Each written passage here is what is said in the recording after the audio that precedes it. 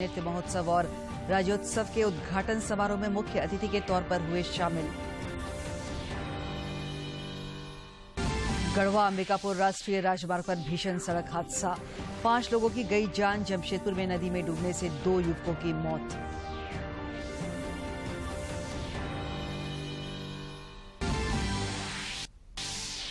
और सिमडेगा में जारी राष्ट्रीय जूनियर महिला हॉकी प्रतियोगिता के फाइनल में पहुंचा मेजबान झारखंड।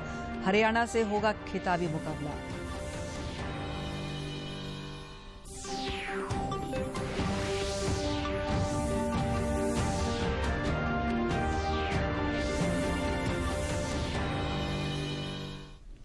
नमस्कार, खबरें झारखंड में आपका स्वागत है। मैं हूं दिव्या। समाचारों में आगे बढ़ने से पहले ये संदेश।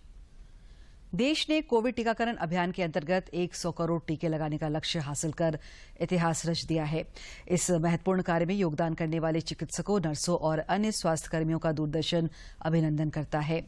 इसके साथ ही हम आपको सतर्क भी करना चाहते हैं कि कोविड अभी समाप्त नहीं हुआ है। आप सभी से हमारी अपील है कि यथाशीघ्र दोनों टीके लगवाएं और अन्य लोगों को भी टीके लगवाने के लिए प्रेरित करें। त्योहारों के समय कृपया इन 3 आसान उपायों का पालन अवश्य करें। मास्क लगाएं, 2 गज की सुरक्षित दूरी बनाए रखें, बार बार हाथ धोएं और चेहरा साफ रखें। कोविड से संबंधित जानकारी और मार्गदर्शन के लिए राष्ट्रीय हेल्पलाइन काम कर रही है। इनके नंबर हैं 011-2397-8046 और 1075। इसके अलावा राज्य हेल्पलाइन नंबर 104 डायल कर समस्या का त्वरित समाधान लिया जा सकता है। और अब समाचार विस्तार से। प्रधानमंत्री नरेंद्र मोदी G20 और विश्व नेताओं के 26वें अंतर्राष्ट्रीय जलवायु परिवर्तन शिखर सम्मेलन में भाग लेने के लिए आज रात इटली और ब्रिटेन की 5 दिवसीय यात्रा पर रवाना होंगे। मोदी इटली के प्रधानमंत्री मारियो द्राघी के निमंत्रण पर रोम में 30 से 31 अक्टूबर तक G20 शिखर सम्मेलन में शामिल होंगे। शिखर सम्मेलन में G20 देशों, यूरोपीय संघ और अन्य आमंत्रित देशों के नेता और अंतर्राष्ट्रीय संगठनों के प्रतिनिधि शामिल होंगे। प्रधानमंत्री सम्मेलन से अलग इटली के प्रधानमंत्री सहित अन्य नेताओं के साथ द्विपक्षीय बैठकें करेंगे। इसके बाद प्रधानमंत्री मोदी वैश्विक नेताओं के जलवायु परिवर्तन पर संयुक्त राष्ट्र फ्रेमवर्क सम्मेलन के तहत आयोजित 26वें कॉप शिखर सम्मेलन में भाग लेने के लिए ग्लासगो रवाना होंगे। कॉप 26 शिखर सम्मेलन ब्रिटेन की अध्यक्षता में 31 अक्टूबर से 12 नवंबर तक आयोजित किया जा रहा है। ये सम्मेलन पिछले वर्ष आयोजित किया जाना था, लेकिन कोविड महामारी को देखते हुए इस वर्ष के लिए टाल दिया गया था। प्रधानमंत्री कॉप 26 शिखर सम्मेलन से अलग ब्रिटेन के प्रधानमंत्री बोरिस जॉनसन सहित कई अन्य नेताओं के साथ द्विपक्षीय बैठकें करेंगे। प्रधानमंत्री नरेंद्र मोदी ने आज वीडियो कॉन्फ्रेंसिंग के माध्यम से ब्रुनेई में आयोजित 18वें आसियान भारत शिखर सम्मेलन में भाग लिया। सम्मेलन को संबोधित करते हुए श्री मोदी ने कहा कि आसियान की एकता भारत की प्राथमिकता है। उन्होंने कोविड-19 की चुनौतियों का भी जिक्र किया। अध्यक्ष और शासन अध्यक्ष भाग लेंगे। 18वें आसियान भारत शिखर सम्मेलन में आसियान और भारत की रणनीतिक साझेदारी की समीक्षा की जाएगी। साथ ही कोविड-19 तथा स्वास्थ्य, व्यापार और वाणिज्य, संपर्क, शिक्षा और संस्कृति सहित प्रमुख क्षेत्रों में हुई प्रगति की समीक्षा की जाएगी। महामारी के बाद आर्थिक सुधारों सहित महत्वपूर्ण क्षेत्रीय और अंतर्राष्ट्रीय मुद्दों पर भी चर्चा होगी। आसियान भारत शिखर सम्मेलन प्रतिवर्ष आयोजित किया जाता है, जिससे भारत को आसियान देशों से जुड़ने का अवसर मिलता है। प्रधानमंत्री ने पिछले वर्ष नवंबर में वर्चुअल रूप से आयोजित किए गए 17वें आसियान भारत शिखर सम्मेलन में भी भाग लिया था। देश में कोविड के खिलाफ जारी जंग में टीकाकरण अभियान तेज गति से चल रहा है। टीकाकरण का आंकड़ा 1 अरब 4 करोड़ के पार हो गया है। टीकाकरण अभियान तेज गति से जारी है। देश में अब तक 104 करोड़ 4 लाख से अधिक टीकों की खुराकें दी जा चुकी हैं। स्वास्थ्य मंत्रालय के अनुसार बीते 24 घंटे में 49,09,000 से अधिक टीके लगाए गए। देश की आजादी के अमृत महोत्सव और 100 करोड़ से भी अधिक टीकाकरण की ऐतिहासिक उपलब्धि का जश्न राज्य भर में मनाया जा रहा है। इस सिलसिले में दुमका जिले के जरमुंडी प्रखंड के आदिवासी बहुल डूमरथर गांव में लगातार कार्यक्रम आयोजित किए जा रहे हैं। डूमरथर गांव स्थित उत्क्रमित मध्य विद्यालय के आदिवासी बच्चों ने देश में 1 अरब 4 करोड़ वैक्सीनेशन होने पर और आजादी के अमृत महोत्सव के उपलक्ष्य में प्रभात फेरी निकालकर अपनी खुशी का इजहार किया। इस दौरान बच्चों ने देशभक्ति के नारे लगाए और आजादी के शहीदों को नमन किया। आलेले रेंगे गया आलेले होर कान गया गोटा दिसों को मना दा तिहिन जहां दा अबुआ देश आजाद लेना ओना अवसर तो गया हले मना दा अमृत महोत्सव मना रहे हैं और हम लोग बहुत से प्रोग्राम कर रहे हैं और गांव में भी हम लोग मनाए। कार्यक्रम में बच्चों के अभिभावकों और ग्रामीणों ने भी हिस्सा लिया। ग्रामीण देश की इस उपलब्धि पर उत्साहित दिखे। गाँव के अभिभावक हैं, हम लोग देश आजाद हुआ है इसलिए हम लोग गाँव। विद्यालय के प्रधान अध्यापक डॉक्टर सपन पत्रलेख ने कहा कि इन कार्यक्रमों का उद्देश्य आजादी के 75वें साल के जश्न से सुदूरवर्ती गांव के लोगों को भी जोड़ना है। हम लोग देश में आजादी का अमृत महोत्सव मना रहे हैं। झारखंड प्रदेश के इस सुदूरवर्ती आदिवासी गांव में भी आज हमारे विद्यालय के छात्र छात्राओं ने प्रभात फेरी निकाली है, जिसके हम अपने देश के वीर सपूतों को नमन करते हैं। डुमरथर वही गांव है जहां लॉकडाउन के दौरान बच्चों की पढ़ाई जारी रखने के लिए मोहल्लों और घरों की दीवारों को ब्लैक बोर्ड में तब्दील कर दिया गया था, जिसकी प्रशंसा प्रधानमंत्री नरेंद्र मोदी ने भी अपने मासिक कार्यक्रम की बात में की थी। दुमका से आर.के. नीरद की रिपोर्ट। देश में पिछले 24 घंटे के दौरान कोरोना वायरस के 16,156 नए मामले सामने आए हैं।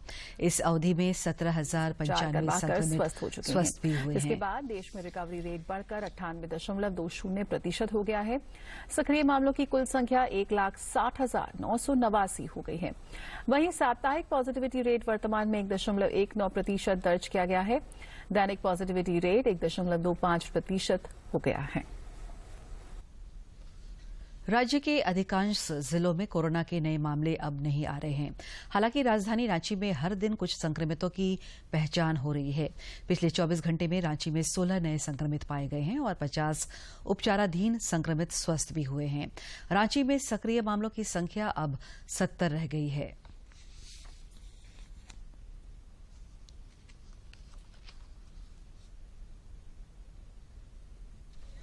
मुख्यमंत्री हेमंत सोरेन आज छत्तीसगढ़ के रायपुर स्थित साइंस कॉलेज मैदान में आयोजित आदिवासी नृत्य महोत्सव और राज्योत्सव 2021 के उद्घाटन समारोह में बतौर मुख्य अतिथि शामिल हुए।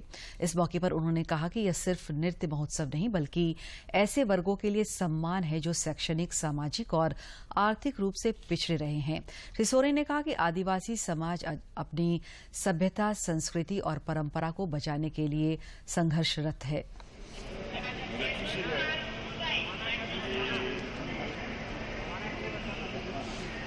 देश के सबसे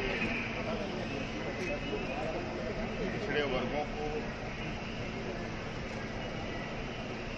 अपनी सभ्यता, अपनी संस्कृति देश दुनिया तक इसका संदेश पहुंचाने का ये बेहतर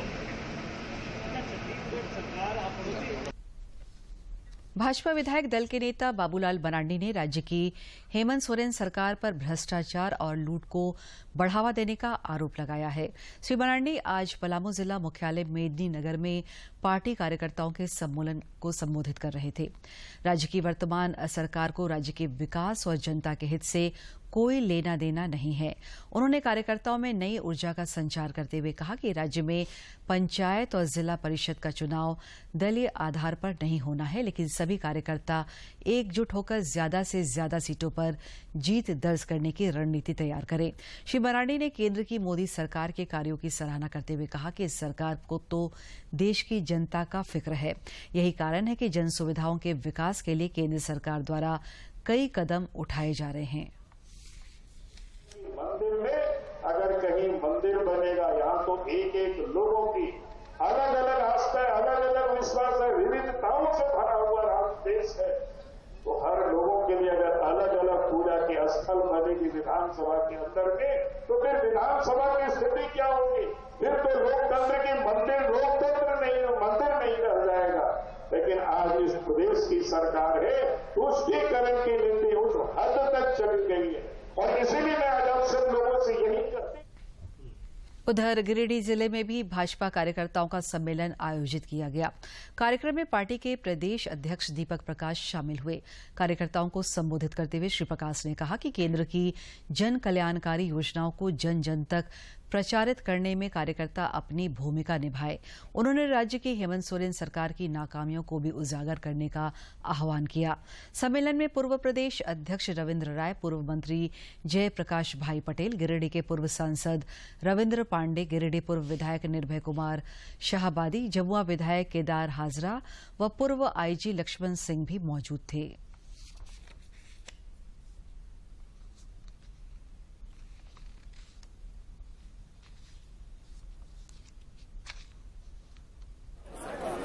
हर मोर्चे पर विफल सरकार। हम कह सकते हैं कि कोरोना की लड़ाई में सबसे विफल सरकार, वैक्सीनेशन के सवाल पर सबसे पिछड़ी हुई सरकार, विकास के मामले में शून्यता लाने वाली सरकार, अपराध और अपराधियों पर नियंत्रण नहीं करने वाली सरकार, उग्रवाद और उग्रवादी घटनाओं पर रोक नहीं लगाने वाली सरकार, और हम कह सकते हैं यह सरकार पूरी तरह से आदिवासी महिला विरोधी सरकार, किसान विरोधी सरकार। राज्य के पेयजल एवं स्वच्छता मंत्री मिथिलेश ठाकुर कल पूर्वी सिंहभूम जिले में केंद्र और राज्य सरकार द्वारा संचालित विकास योजनाओं की समीक्षा करेंगे। इसके लिए उपायुक्त ने अधिकारियों को सभी विभागों की अद्यतन रिपोर्ट और योजनाओं का प्रगति प्रतिवेदन बैठक में प्रस्तुत करने का निर्देश दिया है। गढ़वा जिला अंतर्गत गढ़वा अंबिकापुर राष्ट्रीय राजमार्ग पर आज हुए सड़क हादसे में 5 लोगों की मौत हो गई, जबकि एक अन्य घायल हो गया। हादसा 2 बाइक की आमने सामने की टक्कर के कारण हुआ। जो रंका प्रखंड में पदस्थापित थे, वो गढ़वा से रंका जाने के दौरान उनकी दुर्घटना घटी, जिसमें 2 पंचायत सेवक का इंतकाल हो गया। इसके अतिरिक्त एक और बाइक में थे 4 लोग सवार थे, जिसमें से 3 व्यक्तियों की मृत्यु हो गई और एक गंभीर रूप से घायल है। इधर जमशेदपुर के पोटका थाना क्षेत्र स्थित पहाड़ भांगा नदी में डूबने से 2 युवकों की मौत हो गई। नदी से दोनों शवों को बाहर निकाल लिया गया है। देवघर पुलिस ने जिले के 4 थाना क्षेत्रों में छापेमारी कर 10 साइबर अपराधियों को गिरफ्तार किया है। साइबर डीएसपी सुमित प्रसाद ने बताया कि गिरफ्तार अपराधियों के पास से 11 मोबाइल फोन, 20 सिम कार्ड और 2 एटीएम कार्ड बरामद किए गए हैं। अपराधियों के विरुद्ध जो गुप्त सूचना मिल रहा है, जो आमजनों द्वारा दिया जा रहा है, उसमें छापामारी करके कल 4 थाना पथरौल, मधुपुर, कुंडा और जसीडीह 4 थाना क्षेत्र से 10 लोगों की गिरफ्तारी हुई है, जिसमें 11 मोबाइल फ़ोन, 20 सिम और 2 एटीएम कार्ड की बरामदगी हुई है। और ये बेसिकली फ़ोन पे कस्टमर केयर फ्रॉड के जो भी मोडस है सिंपल, वो उसी पे ये लोग साइबर क्राइम करते हैं। 6 वर्ष पुराने बकोरिया मुठभेड़ की जांच के लिए एक बार फिर सीबीआई की टीम पलामू पहुंची है। सीबीआई की टीम ने आज तीसरी बार घटनास्थल का निरीक्षण किया। टीम में सीबीआई के बड़े अधिकारी भी शामिल हैं। गौरतलब है कि 8 जून 2015 में पलामू जिले के सतबरवा के बकोरिया स्थित बलवही घाटी में पुलिस और नक्सलियों में कथित मुठभेड़ हुई थी। इसमें 12 लोगों की मौत हो गई थी। इस मुठभेड़ के फर्जी होने का आरोप है। सिमडेगा में जारी राष्ट्रीय महिला जूनियर हॉकी प्रतियोगिता का फाइनल मैच मेजबान झारखंड और हरियाणा के बीच खेला जाएगा। आज हुए सेमीफाइनल मैच में मेजबान झारखंड ने महाराष्ट्र को 1 के मुकाबले 3 गोल से हराकर फाइनल में प्रवेश किया, जबकि हरियाणा की टीम ने चंडीगढ़ को हराकर फाइनल में जगह बनाई है। कल होने वाले फाइनल मैच में राज्य के खेल मंत्री हफीजुल रहमान मुख्य अतिथि के तौर पर उपस्थित रहेंगे। सिमडेगा जिले में जारी राष्ट्रीय जूनियर महिला हॉकी चैंपियनशिप के दौरान केवल खेल गतिविधियों का नजारा ही नहीं दिख रहा, बल्कि 26 राज्यों से आई महिला खिलाड़ी अनेकता में एकता का संदेश भी दे रही हैं। जिले में राष्ट्रीय जूनियर महिला हॉकी प्रतियोगिता के मैच संपन्न होने के बाद हर शाम सांस्कृतिक कार्यक्रम का आयोजन किया जा रहा है। सूचना और जनसंपर्क विभाग की ओर से बनाए गए अखड़ा में जब सभी खिलाड़ी इकट्ठा होती हैं तो लघु भारत की झलक साफ दिखाई देने लगती है।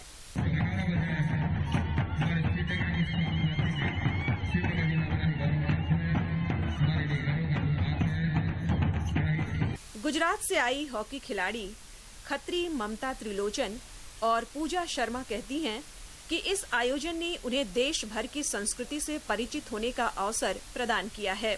અહીંયા અમે ઝારખંડમાં આવ્યા સિમડેગા ગામમાં ત્યાં અમને બહુ જ મજા આવી, બહુ સારી રીતે ફેસિલિટી અહીંયા આપી શકીએ છે બધા, અને અહીંયા જમવાનું ડાન્સ વાન્સ બધું બહુ સારું હતું। स्थानीय कलाकारों के अलावा दूसरे राज्यों के खिलाड़ी भी नृत्य गीत का भरपूर आनंद ले रहे हैं। उनका कहना है कि इस तरह के आयोजन से एक दूसरे की कला संस्कृति को जानने समझने का मौका मिलता है। तो झारखंड का एनवायरनमेंट हमें बहुत ज्यादा अच्छा लगा और यहाँ पे जो अरेंजमेंट थी वो भी सारी अच्छी थी। सबसे मेन जो है गर्ल्स के लिए सिक्योरिटी बहुत अच्छी थी। यहाँ पे आए खिलाड़ियों से मैं बहुत मस्ती की, बहुत बातचीत की। कुल मिलाकर सिमडेगा में हर शाम आयोजित होने वाला यह कार्यक्रम देश की सांस्कृतिक एकता का सूत्रधार बन गया है, जिसकी हर ओर सराहना हो रही है। सिमडेगा से मनोज कुमार सिन्हा, मनु की रिपोर्ट। दीपावली नजदीक आते ही हर कोई अपने अपने घरों की साफ सफाई और सजावट में जुट गए हैं। दीपावली का बाजार भी तरह तरह के सजावट की वस्तुओं से पट गया है। आज हम रूबरू करा रहे हैं हैदराबाद के ऐसे कारीगरों से जो पिछले 30 वर्षों से दीपावली के मौके पर रांची आकर अपनी बनाई हुई सजावट की वस्तुएं बेचते हैं। बचपन से ही अपने माता पिता के साथ दीपावली के मौके पर अपने हस्त निर्मित सजावटी सामान लेकर रांची आते रहे हैं। हम 3 साल से आ रहे हैं भैया।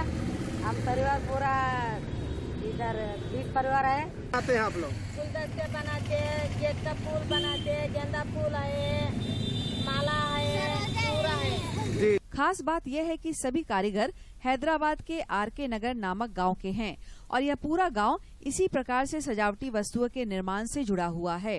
गांव का अपना राज्य का आदमी भी बहुत अच्छा आदमी है। तो पर मिल के चल के बात करते हैं, क्या हाल जात्री नहीं करते, झगड़ा पगड़ा कुछ नहीं करते, क्या पीना। आके बहुत 10 साल से आ रहे हैं डेली।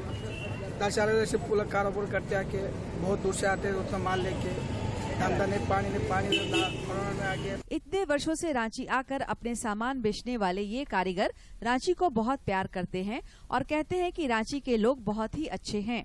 रांची का लोग भी अच्छा है, लेकिन बोलने से 5 रुपए कम करके ज्यादा करके दे दिएगा हम भी।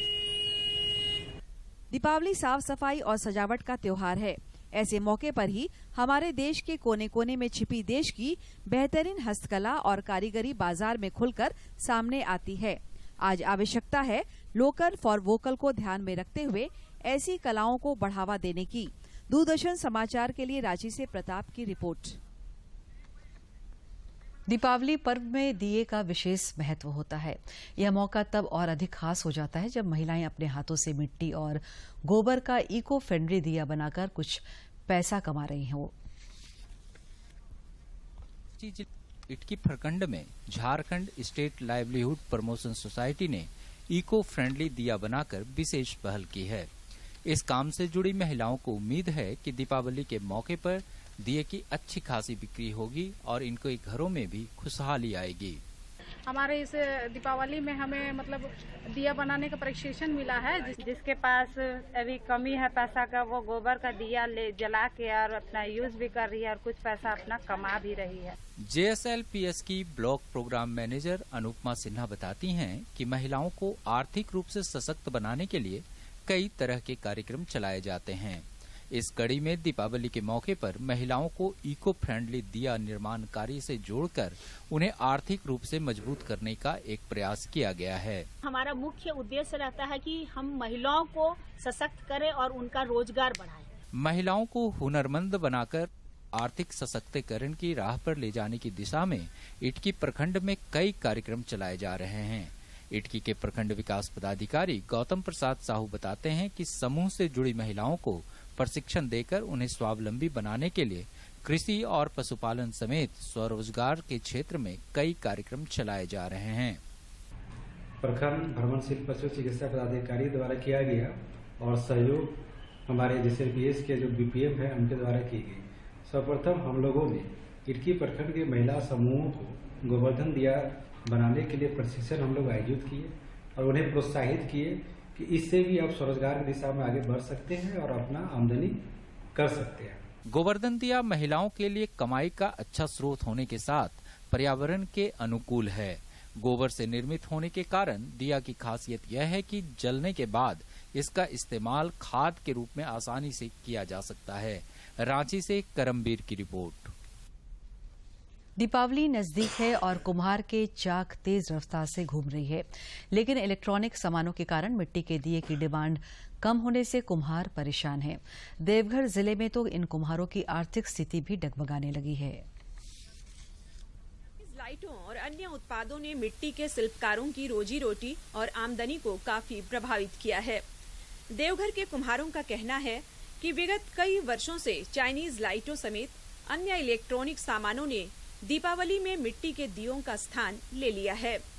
सबसे पहले कुम्हार जाति का मार्केटिंग नहीं हो रहा है। चाइनीज सामान आगे मार्केट में भरा है, इसका वैल्यू नहीं लग रहा है। अगर चाइनीज 20 रुपया में खरीद रहा है, इसका वैल्यू 5 रुपया लगा रहा है आदमी। कुम्हार कहते हैं कि अगर लोगों का चाइनीज लाइटों के प्रति इसी प्रकार का रुझान रहा तो धीरे धीरे उनका ये पारंपरिक व्यवसाय सिमट जाएगा। सरकार को इस ओर ध्यान देना चाहिए और मिट्टी के दियों की ब्रांडिंग की जानी चाहिए। प्लस मिट्टी की जो होती है, हम लोग को जो मिट्टी लाना पड़ता है वो बाहर से लाना पड़ता है। चिकनी मिट्टी चाहिए और खनन विभाग, फॉरेस्ट विभाग, ये सब कोई खोलने नहीं देता है, गाड़ी को सीज कर लेता है। यह सच है कि कुम्हारों को अपना यह पारंपरिक व्यवसाय बचाने के लिए कई मोर्चों पर एक साथ लड़ना पड़ रहा है। जहां एक और महंगाई के कारण मिट्टी के दियों की लागत बढ़ गई है, वहीं अब लोग रस्म अदायगी के लिए ही मिट्टी के दिए खरीदते हैं। देवघर से मनीष दुबे की रिपोर्ट। राज्यपाल रमेश बैस से आज इक्फाई विश्वविद्यालय के अधिकारियों ने राजभवन जाकर मुलाकात की और विश्वविद्यालय द्वारा आयोजित होने वाले दीक्षांत समारोह के बारे में जानकारी दी। राज्यपाल से वर्ल्ड बुद्धा फाउंडेशन का एक शिष्टमंडल भी मिला। शिष्टमंडल ने ज्ञापन सौंपकर अल्पसंख्यक आयोग में बौद्ध समुदाय के प्रतिनिधि को उपाध्यक्ष पद पर मनोनीत करने का आग्रह किया। चतरा जिले में भी आजादी के अमृत महोत्सव के उपलक्ष्य में pan India awareness and outreach अभियान के तहत ग्राम स्तर पर विधिक जागरूकता शिविरों का आयोजन किया जा रहा है। इन शिविरों में आम नागरिकों को कानूनी जानकारियां दी जा रही है। अमृत महोत्सव के मौके पर व्यवहार न्यायालय परिसर से जिला विधिक सेवा प्राधिकार के सचिव मोहम्मद उमर और अन्य न्यायाधीशों ने जागरूकता रथ को हरी झंडी दिखाकर रवाना किया।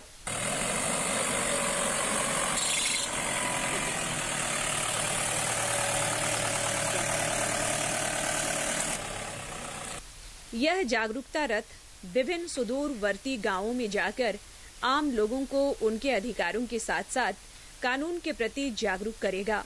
प्राधिकार के सचिव मोहम्मद उमर ने कहा कि इस अभियान के तहत समाज के अंतिम व्यक्ति तक न्याय पहुंचाना मकसद है। देश के आज़ादी के 75वें साल पूरा होने के उपलक्ष्य में ये प्रोग्राम चल रहा है। इस प्रोग्राम के तहत हम लोग सभी जिला के प्रखंडों, पंचायतों एवं गांवों तक जाएंगे और एक एक घर को टच करते हुए लोगों को विधिक रूप से जागरूक करेंगे। कार्यक्रम की सफलता के लिए विधिक प्राधिकार की ओर से ग्रामीण क्षेत्रों में टीमों का गठन किया गया है। ये टीमें 2 अक्टूबर से प्रतिदिन गांव में जाकर कानून की जानकारी और सरकार की जन कल्याणकारी योजनाओं के बारे में बता रही है। देवघर जिले में आजादी के अमृत महोत्सव के मौके पर कई कार्यक्रमों का आयोजन किया जा रहा है।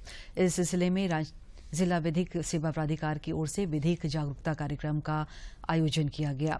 इस कार्यक्रम के दौरान स्वास्थ्य और शिक्षा विभाग की ओर से कई स्टॉल लगाए गए। विधिक जागरूकता कार्यक्रम का शुभारंभ करते हुए देवघर कोर्ट के फैमिली जज रंजीत कुमार ने कहा कि इस कार्यक्रम का उद्देश्य स्वास्थ्य और शिक्षा के क्षेत्र में लोगों को बेहतर सुविधा उपलब्ध कराना है। पूरे भारतवर्ष में आज़ादी का अमृत महोत्सव का कार्यक्रम चल रहा है और उस कार्यक्रम के तहत में जिला विधिक सेवा प्राधिकार देवघर के माध्यम से यहाँ विभिन्न प्रकार के जो है स्टॉल लगाए गए हैं, जिसके माध्यम से ग्रामीण जनता को ये संदेश दिया जाएगा कि स्वास्थ्य के मामले में और शिक्षा के मामले में कैसे विकास हो सके। सरकार की योजनाएं कैसे लागू हो सके, चाहे वो राज्य सरकार का हो या भारत सरकार को हो। जो कमजोर वर्ग के हैं हमारे समाज में, उनको ज्यादा से ज्यादा लाभ मिल सके। जिला विधिक सेवा प्राधिकार के प्रभारी सचिव मनोज प्रजापति ने कहा कि सरकार की ओर से आम लोगों की सुविधा के लिए कई योजनाएं संचालित की जा रही हैं। इसका लाभ लेने के लिए लोगों का जागरूक होना बेहद जरूरी है। सबसे पहले तो उनका हम आभार व्यक्त करते हैं कि उन्होंने हमारा साथ दिया और हम उनसे कहते हैं कि वो इसी तरीके से सही मामले में देश की जो आज़ादी है उसमें अपना योगदान देते रहें और निस्वार्थ भाव से काम करते रहें। मौके पर मौजूद सेशन जज कुमार श्रीवास्तव का कहना है कि विकास योजनाओं का लाभ अंतिम व्यक्ति तक पहुंचाना सबकी जिम्मेदारी है। यह जागरूकता कार्यक्रम इसी कड़ी का हिस्सा है। जिला प्रशासन और जिला विधिक सेवा प्राधिकार दोनों के संयुक्त तत्वाधान में यहाँ पर स्टॉल लगाया गया है। लोगों को जानकारी दी जा रही है, लोग इससे लाभान्वित हो, यही हम लोग का मुख्य उद्देश्य है। पूरे राज्य में जिला विधिक सेवा प्राधिकार की ओर से सरकार की योजनाओं और कानून की जानकारी देने के लिए समय समय पर इस प्रकार के कार्यक्रमों का आयोजन किया जाता रहा है। इन कार्यक्रमों का आम लोगों को बेहतर लाभ भी मिला है। देवघर से मनीष दुबे की रिपोर्ट। बोकारो जिले में आज असंगठित क्षेत्र में काम करने वाले श्रमिकों का डाटाबेस तैयार करने के लिए ई श्रम पोर्टल लॉन्च किया गया। असंगठित क्षेत्र में काम करने वाले श्रमिकों को इस पोर्टल पर पंजीकरण कराने के बाद भी सरकार की विभिन्न योजनाओं का लाभ मिलेगा। 31 दिसंबर तक पोर्टल पर पंजीकरण की सुविधा उपलब्ध रहेगी। जिले के उपायुक्त कुलदीप चौधरी ने जिले के श्रमिकों से निबंधन कराने की अपील की है। रांची में पिछले एक माह से चल रहे सहायक पुलिसकर्मियों का आंदोलन धीरे धीरे अब तेज होता जा रहा है। सहायक पुलिसकर्मियों के अभिभावक और माता पिता भी अब आंदोलन में कूद पड़े हैं। इस सिलसिले में चतरा जिले में सहायक पुलिसकर्मियों के माता पिता और अभिभावकों ने समाहरणालय का घेराव किया। धनबाद जिले में एडीएम की विधि व्यवस्था डॉक्टर कुमार ताराचंद ने आज समाहरणालय परिसर में पहला कदम और जीवन ज्योति के बच्चों द्वारा हस्त निर्मित आकर्षक सामग्रियों के स्टॉल का उद्घाटन किया। इस दौरान उन्होंने बच्चों के हुनर और प्रतिभा को सराहा तथा उसे प्रोत्साहित करने के लिए पहल करने का भरोसा दिलाया। दूरदर्शन झारखंड पर पल पल की खबरों से जुड़े रहने के लिए आप हमारे social media platform Twitter, Facebook और यूट्यूब से जुड़ सकते हैं, क्योंकि खबरों से जितना बाखबर रहना जरूरी है उससे ज्यादा जरूरी है सटीक, संतुलित और निष्पक्ष समाचार। हमारा ट्विटर हैंडल और फेसबुक पेज है डीडी न्यूज झारखंड। आप हमें YouTube channel Jharkhand DD news पर भी देख और सुन सकते हैं। अंत में मुख्य समाचार एक बार फिर। प्रधानमंत्री नरेंद्र मोदी आज रात इटली और ब्रिटेन की 5 दिवसीय यात्रा पर होंगे। G20 और अंतर्राष्ट्रीय जलवायु परिवर्तन शिखर सम्मेलन में होंगे। मुख्यमंत्री हेमंत सोरेन छत्तीसगढ़ के दौरे पर रायपुर पहुंचे। आदिवासी नृत्य महोत्सव और राज्योत्सव के उद्घाटन समारोह में मुख्य अतिथि के तौर पर हुए शामिल। गढ़वा अंबिकापुर राष्ट्रीय राजमार्ग पर भीषण सड़क हादसा, 5 लोगों की गई जान। जमशेदपुर में नदी में डूबने से 2 युवकों की मौत।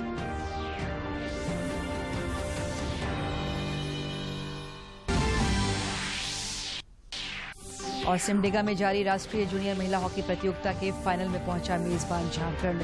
हरियाणा से होगा खिताबी मुकाबला।